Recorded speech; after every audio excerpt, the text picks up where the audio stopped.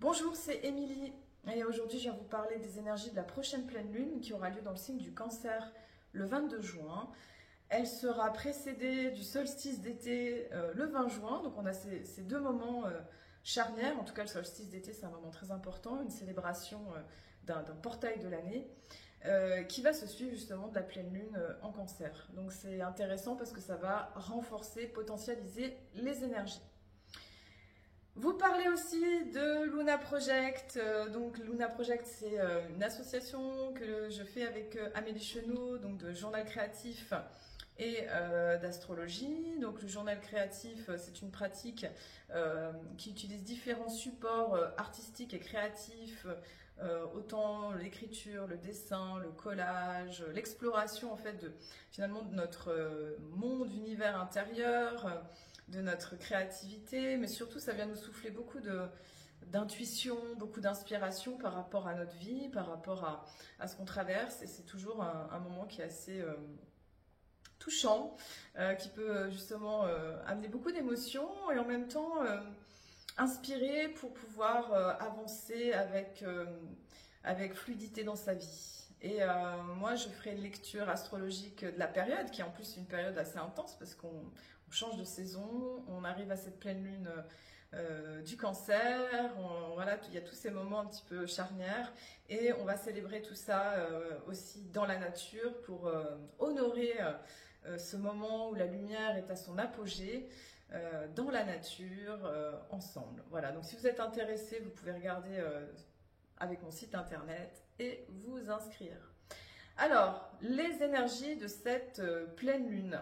Alors, comme je vous l'ai dit, c'est une pleine lune qui suit déjà le solstice d'été. Donc, le solstice d'été, c'est ce moment de l'année où la lumière est à son apogée, où c'est le maximum, en tout cas dans l'hémisphère nord, et dans l'hémisphère sud, c'est le contraire. On passera justement dans l'énergie de l'hiver.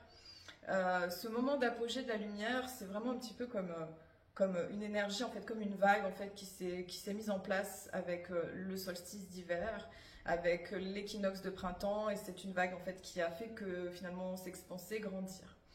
Ce solstice d'été, cette année, il est un petit peu particulier, je dirais, parce qu'on a eu une grande phase de nettoyage avec ce printemps 2024 qui a été particulièrement marqué par effectivement les éclipses, les aurores boréales, les éruptions solaires, et qui vont faire que se renforcer de toute façon en 2024-2025, ce qui peut générer justement de grands moments de transformation aussi sur la Terre en tant qu'humain, en tant qu'espèce vivante. On est poussé justement à aller quelque part faire sortir toutes nos ombres pour pouvoir intégrer toutes nos parts de lumière, et c'est une grande phase de guérison pour certains.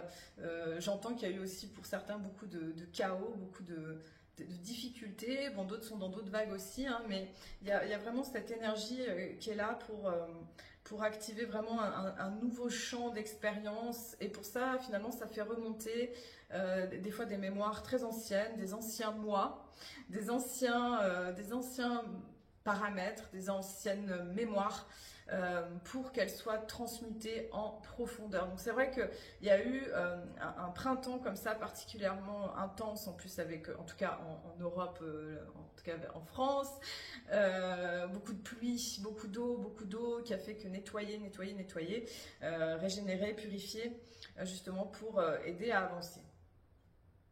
Alors j'ai un petit souci avec mon logiciel de montage, ça fait plusieurs fois que j'essaie de vous faire un montage vidéo et ça ne fonctionne pas, donc je vais vous remettre les cartes du ciel comme ça.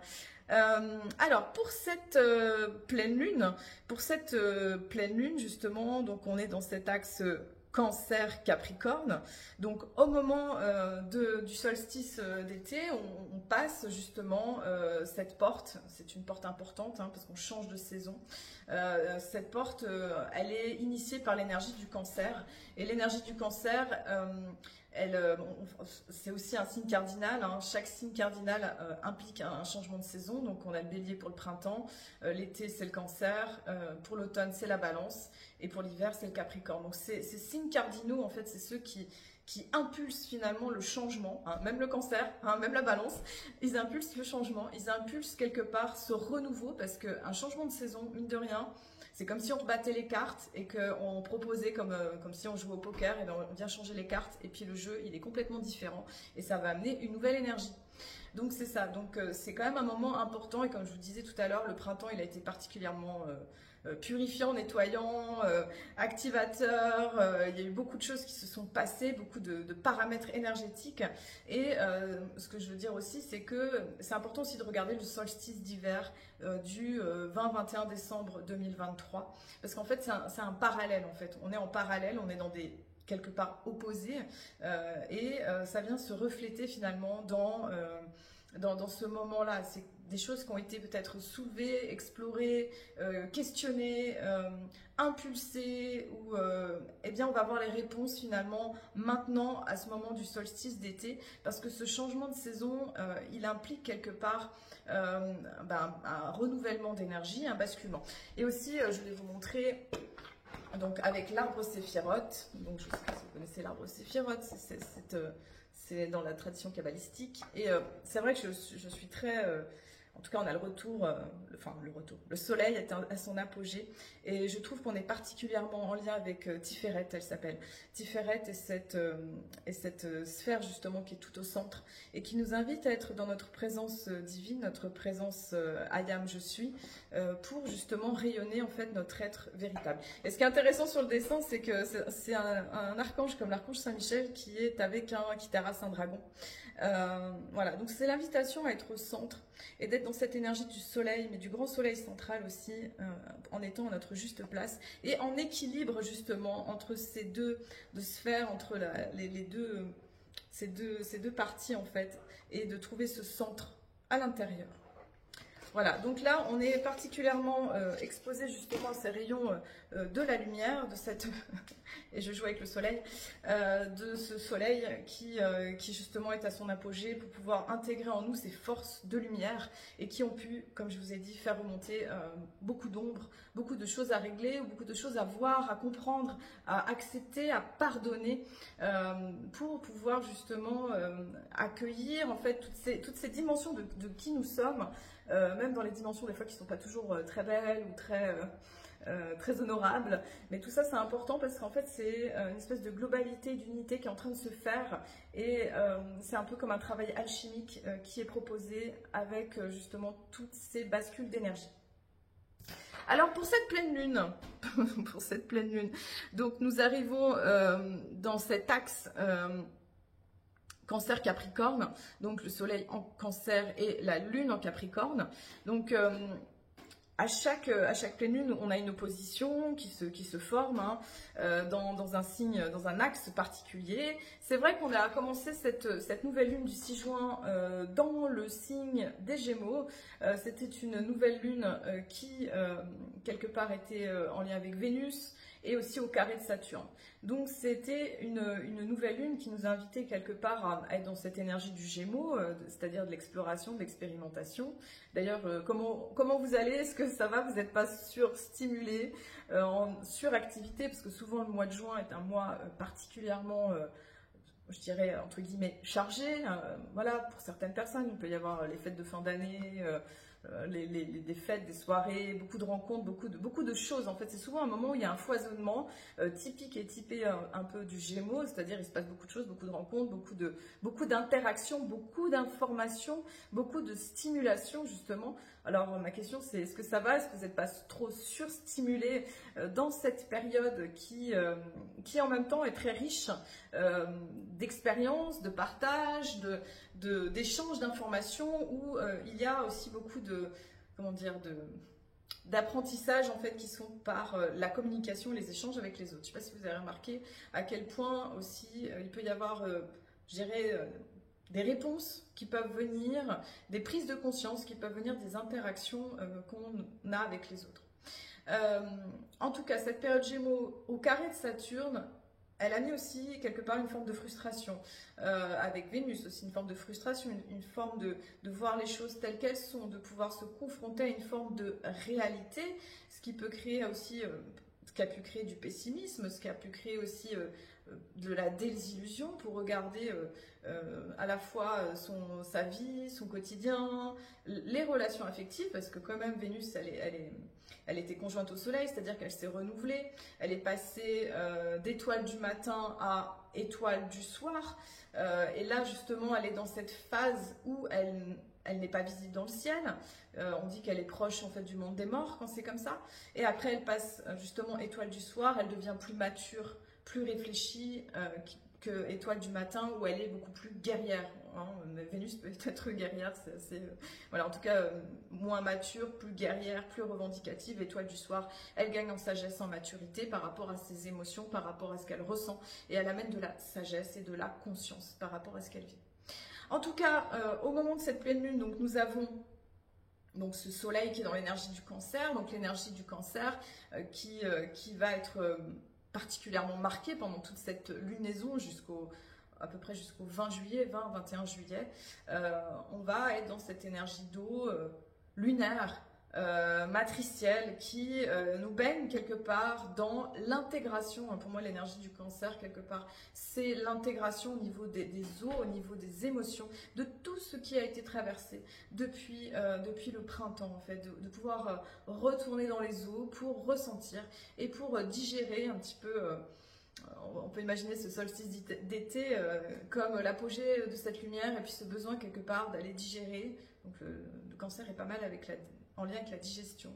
Le fait de digérer, d'aller faire la sieste, d'aller intégrer par le sommeil, par le rêve, par l'énergie aussi de l'inconscient, parce que le cancer peut être en lien avec l'inconscient, le rêve, tout ce qui est en lien avec l'imaginaire, et tout ce qui va faire qu'il y ait une digestion finalement de toutes les informations, de toutes les actions, de tout ce qui s'est passé depuis le printemps, parce qu'il y a eu beaucoup de choses.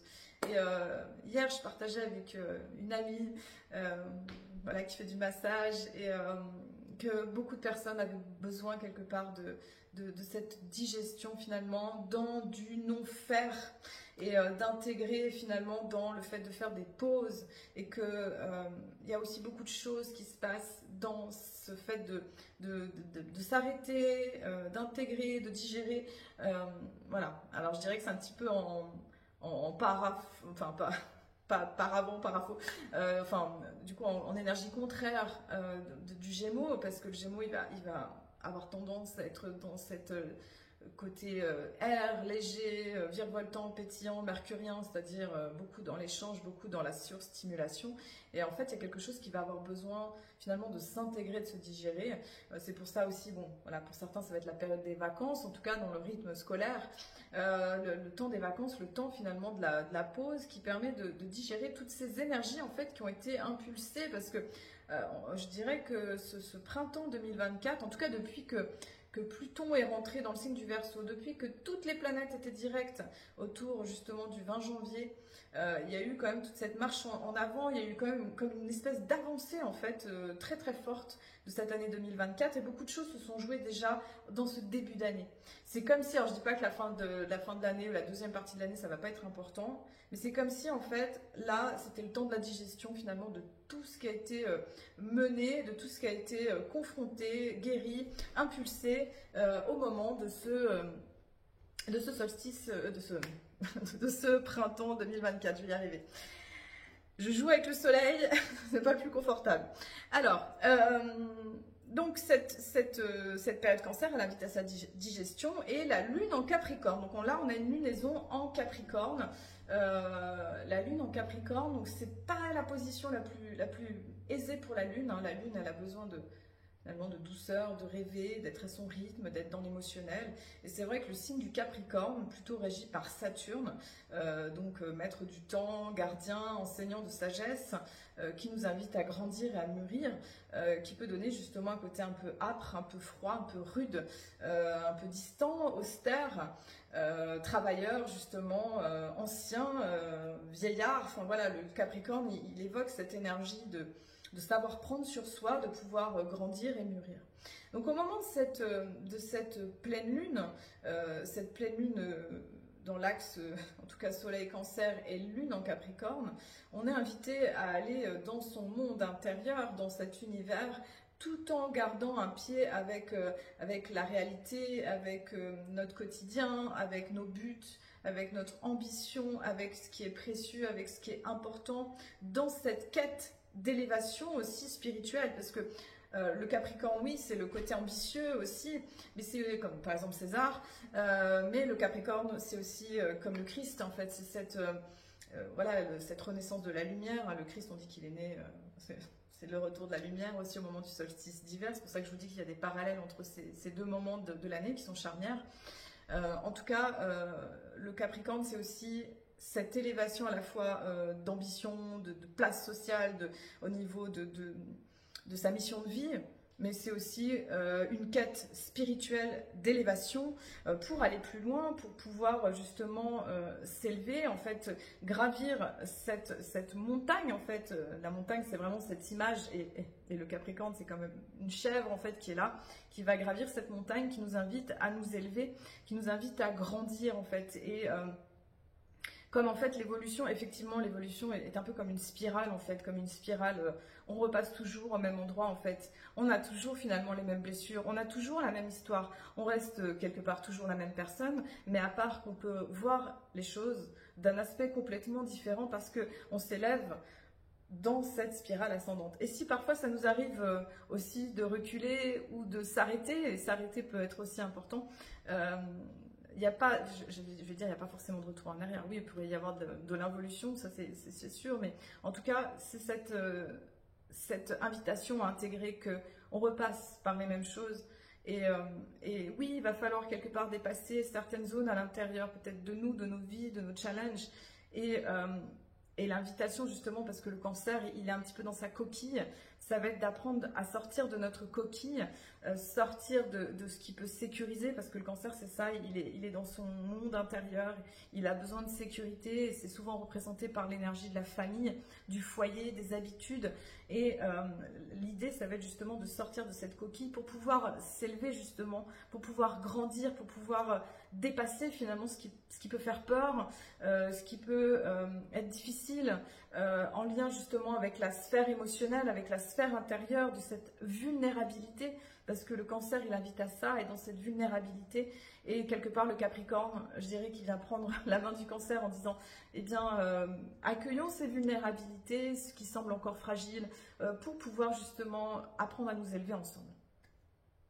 Alors, au moment de cette pleine lune, nous avons Vénus et Mercure qui sont passés dans le signe du Cancer. Donc ça, c'est le 18 juin. Le 18 juin, c'est aujourd'hui. Donc on a cette entrée de Mercure et de Vénus dans le signe du Cancer. Voilà, c'est un changement d'énergie quand même, parce qu'on était dans des énergies Gémeaux, on avait beaucoup d'air. Et là, il y a quelque chose, je dirais, qui s'apaise. Qui va de l'air à l'eau. Donc l'air, c'est quand même très mental, très dans l'interaction, la surcharge aussi. Ça peut sembler des fois un peu, pas électrique, mais un petit peu surstimulant.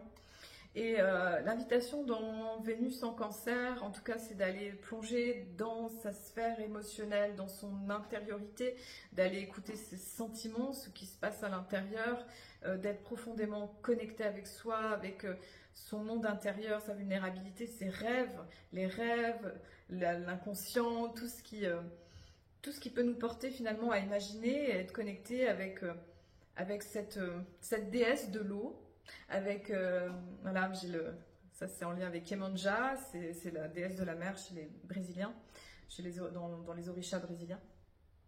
Donc cette énergie de la mer, finalement de la mer divine, de la grande mer des origines, et de cette eau en fait primordiale, de cette eau en fait d'où l'on vient finalement, de se reconnecter avec ces eaux primordiales à l'intérieur de nous. Mercure en Cancer aussi, donc on avait ce Mercure en Gémeaux, très effervescent, très dans l'échange. Mercure en Cancer, c'est aussi l'invitation à se souvenir, à intégrer par à la fois l'intuition. Les Mercures signes d'eau sont très reliés à l'intuition, sont très reliés avec les perceptions, avec l'instinct. Donc c'est capter ce que l'univers est là à nous dire finalement, pour justement ressentir, imaginer et aller dans son monde intérieur plus profondément.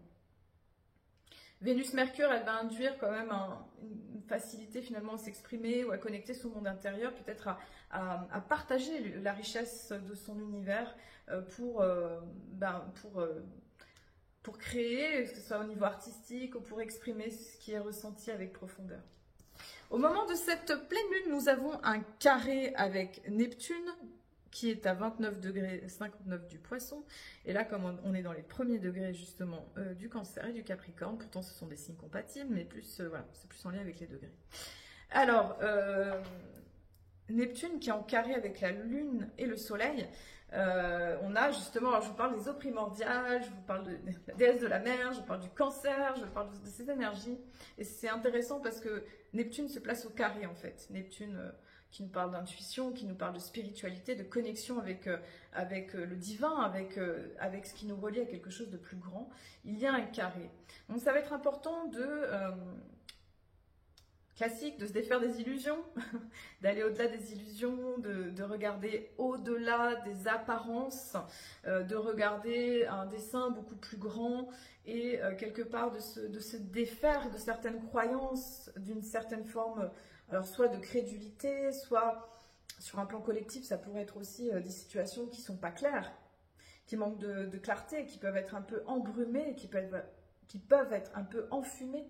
Donc ça va demander quelque part de dépasser les brouillards intérieurs, les brouillards extérieurs, pour s'élever au niveau d'une vérité qui semble beaucoup plus grande, de quelque chose qui, voilà, dans cette lune en Capricorne, d'aller en haut de la montagne, je sais pas comment vous dire, comme vous savez des fois quand il y a la nappe de brouillard en fait, pour ceux qui vivent là où il y a des montagnes, mais quand il y a la nappe de brouillard et puis qu'en fait on passe au plafond et qu'on va là où il y a le soleil, et cette sensation, alors je sais pas si ça vous fait ça, mais moi je sais quand je passe ce cap en lien avec le brouillard et que je me lève vers le soleil, je suis là, waouh, et c'est magique, on a l'impression de marcher sur les nuages.